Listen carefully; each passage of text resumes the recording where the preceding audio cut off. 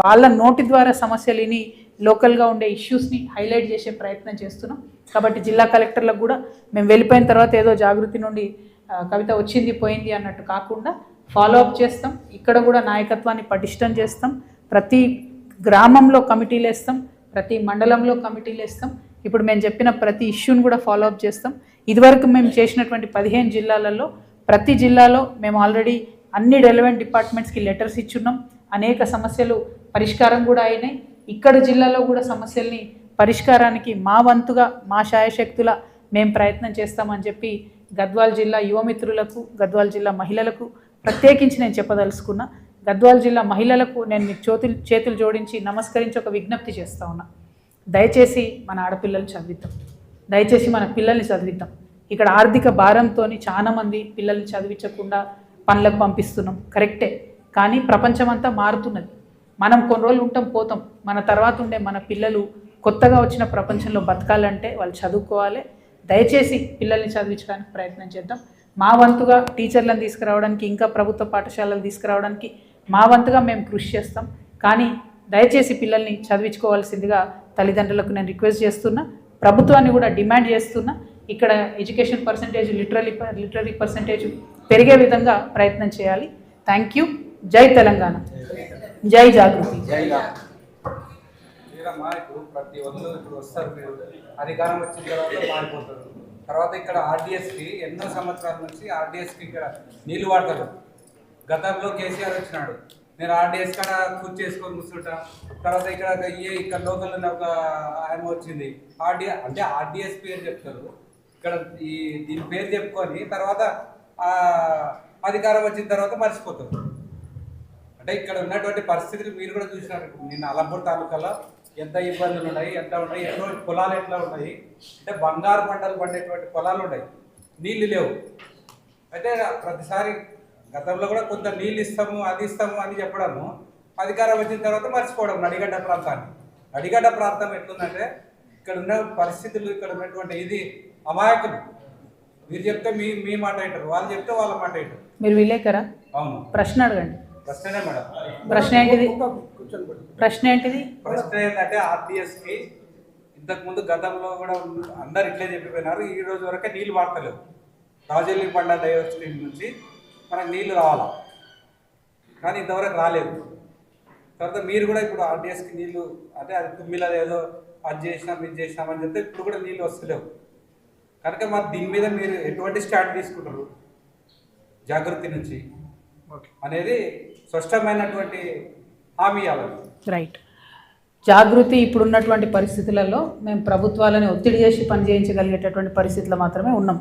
So Tummilla అనేటటువంటి దానికి నేను సమస్య ఉందని చెప్పడం కాకుండా సొల్యూషన్ కూడా చెప్తున్నాను. అది కూడా అధికారులను సంప్రదించిన తర్వాత, ఇంజనీర్లను సంప్రదించిన తర్వాత, అక్కడ స్థానికంగా ఉన్నటువంటి రైతులతో మాట్లాడిన తర్వాత. ఎందుకంటే పైన ఉన్న రైతులు ఒక సంవత్సరం పంట ఎండబెట్టుకోవడానికి సిద్ధంగా లేరు. కింద ఉన్న రైతులకేమో నీళ్ళు వస్తలేవు. నీళ్ళు పోవాలంటే ఏం చేయాలి? ఉన్న 3 మోటార్లు, ఒకటే మోటార్ పనిచేస్తుంది. ఇంకో మోటార్ పనిచేయాలంటే పైప్ లైన్ వేయడం ఒకటే పరిష్కారం. ఆ సూచన మేము ప్రభుత్వానికి చేస్తున్నాం. ప్రభుత్వాలు సీరియస్గా తీసుకొని ఆ ప్రాంతాల ప్రజలకు కనుక నీళ్ళు ఇవ్వాలి అనుకుంటే పైప్ లైన్ చేస్తారా, ఇంకో మార్గం వెతుకుతారా, ప్రభుత్వాలు ఆలోచన చేయాలి. దానికోసం మా వంతు ప్రయత్నం తప్పకుండా ఒక సంస్థగా మేము చేస్తాం. Thank you.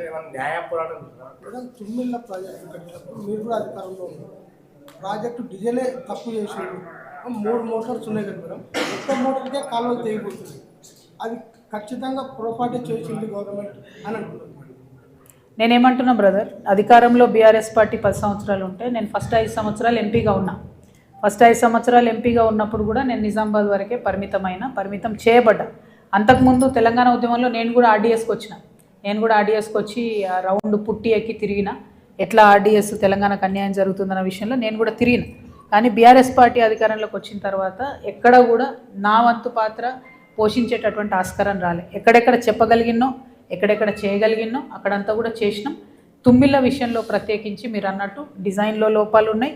డిజైన్లో లోపాలు ఉండడానికి అనేక కారణాలు కూడా చెప్తున్నారు. ఎందుకంటే రైతులు విల్లింగ్ లేరు, అన్ని చిన్న కమతాలు ఉన్నాయి, అందరూ ఎస్సీ ఎస్టీ రైతులే ఉన్నాయి, చిన్న భూములున్నాయి, అర్ధ ఎకరం ఉన్నాయి, వాళ్ళ నుంచి తీసుకోలేము అన్న మాట చెప్తున్నారు. అట్లయినటువంటి సందర్భంలో కూడా ఒక సొల్యూషన్ వెతకాలి. సో ఇప్పుడు ఈ ఇన్నేళ్ల తర్వాత 10 ఏళ్ల తర్వాత ఉన్నటువంటి సమస్యకు నేను సొల్యూషన్ చెప్తున్నాను. ఏంటది? 3 మోటార్లు ఉన్నాయి, ఒకటే వాడుతున్నాం. ఆ మిగతా మోటార్లు కూడా వాడాలి అని అనుకుంటే పైప్ లైన్ తప్ప మార్గం లేదు.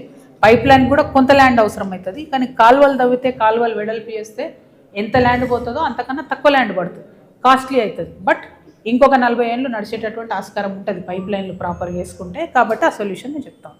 Thank you. ఎంపీ ఉన్నారు కదా, ఇంకెవరన్నా అడగనిద్దాం, అన్ని నువ్వే అడుగుతావని. ఆర్టీఎఫ్ ఇచ్చామండి.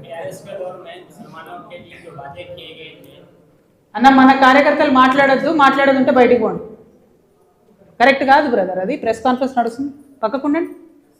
बीआरएस के 9 साल प्रचार में जो वादे केसीआर साहब की तरफ से किए गए थे, उसमें सबसे पहला और अहम तो 12% क्वेश्चन का था, उस पर तो कभी तवज्जो नहीं दी। उसके बाद भी जो मुसलमानों के मसाइल थे, जैसे मसाजिद की शहादत है, मुसलमानों के शादी मुबारक उसमें उनके फाइल्स को डिले करना, ऐसे मसाइल पर ना उस मौके पर तवज्जो दी गई और ना कांग्रेस दौर हुकूमत में ना मुसलमानों में जो रेगुलेशन दिया गया है उस पर भी अमल नहीं हो रहा। उसके खिलाफ एक मजबूत एक मुनज़्ज़म अलग आपकी आवाज़ सुनने में नहीं है। देखिए साहब, क्या हुआ मुसलमानों के साथ जो 12% रिजर्वेशन के लिए एक असेंबली में रेजोल्यूशन बना के सेंट्रल में भेज दिए थे।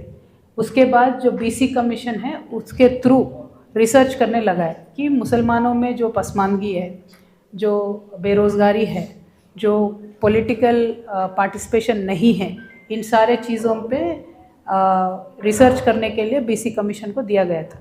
जितने भी बीसीस में ऑलरेडी मुस्लिम्स में कम्युनिटीज़ है, उसमें भी अलग अलग है, आप जानते हैं, ओसी मुस्लिम अलग है, बीसी मुस्लिम अलग है। तो मुसलमानों में या बीसीस में जब तक हम पसमानदगी इस्टेब्लिश नहीं करेंगे तब तक रिजर्वेशन नहीं आ सकता। तो इसीलिए वो कोशिश हुआ है थोड़े देर, जहाँ तक मैं जानती हूँ 4-5 साल उनका ये हुआ, और वो रिपोर्ट भी जहाँ तक मैं जानती हूँ सेंट्रल पे जाके रुका। अब सेंट्रल में तो मोदी साहब है, वो उनका तो हमारा तो डीएनए भी नहीं जमता, तो वो मुसलमानों के रिजर्वेशन में आगे कभी बढ़ने नहीं दिए, वो डिस्कशन ही कभी नहीं आया बाद में। अब कांग्रेस पार्टी जब आई, कांग्रेस पार्टी भी सेम वही वादे करे। केसीआर साहब के दौर में मैं केसीआर साहब को डिफेंड नहीं करना चाहती हूँ, क्योंकि मेरा और